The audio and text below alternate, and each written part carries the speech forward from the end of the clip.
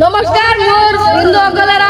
তোমালোকৰ মাটি নাই তো কি হৈছে তোমালোকে মুসলিম আৰু ওচৰত যোৱা তেওঁলোকে মাটি নিদিলে মোক কোৱা মই তেওঁলোকক ইলেকশন কৰি দিম আজিতো লৰাটো সবজি লৈ নাহিলে চাও এবাৰ গৈ দেখো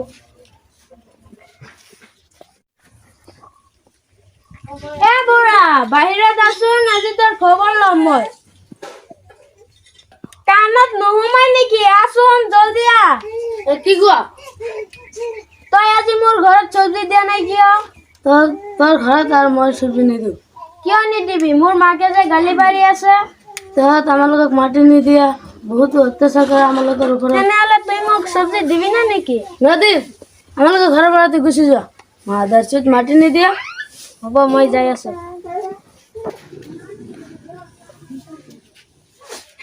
মই আজি ঘৰৰ পৰা গুচি যাম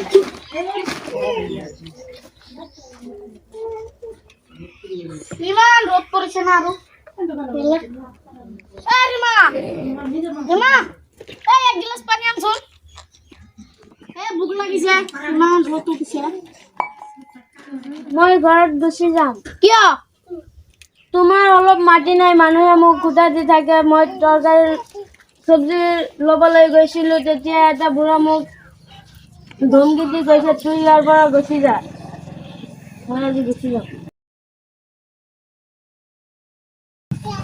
ওই লরা আজি তোমার মনটো খারাপ কিয় মনটো ভাল নাই কিয়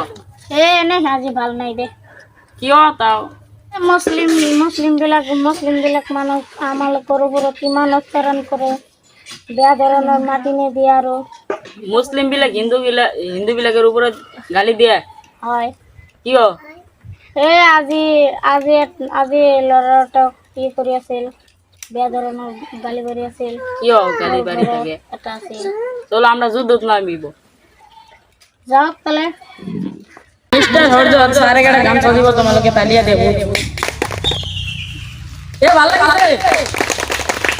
হিমন্ত মামা তোমালোকে হিমন্ত মামা মাটি নিয়ে গালি কৰি আছে হিমন্ত মামা কিছু কইব হিমন্ত মামা কিছু কব তোমালোকে শুনিব এইখিনি মই নমস্কাৰ মোৰ হিন্দু অকলেৰা তোমালোকৰ মাটি নাই তো কি হৈছে তোমালোকে মুসলিম আৰু ওচৰত যোৱা তেওঁলোকে মাটি নিদিলে মোক কোৱা মই তেওঁলোকক ইলেকশন কৰি দিম মই এইখিনি গৈ মোৰ বক্তব্য সামৰণি মাৰিম আমৰা কিছু তালিয়া দিয়া মই এতিয়া গুচি যাব খুজিছিলো তোমাৰ এটা কথা কৈ যাও তোমালোকৰ মাটিখিনি মই বেটি বাটা কৰি দিমেই কিন্তু ইলেকশন যেতিয়া কৰিম তোমালোকে মোৰ লগত মই এতিয়া গুচি যাই আছো তোমালোকে ভাল থাকিবা ধরিবার পারা এই যে তোমার জায়গায় জায়গায় গন্ডগোল হয়ে আছে মুসলিম আর হিন্দু ধর্মের বিরুদ্ধে গন্ডগোল হয়ে আছে তোমালোকে জানাইতে মুসলিমসকলক হত্যা কৰি হাজি মুসলিমসকলক হত্যা কৰি হাজি মুসলিমসকলক হত্যা কৰি আজি আমালোকৰ ছাৰ কিবা বইন দিব আপোনালোকে ভালকৈ শুনি যাব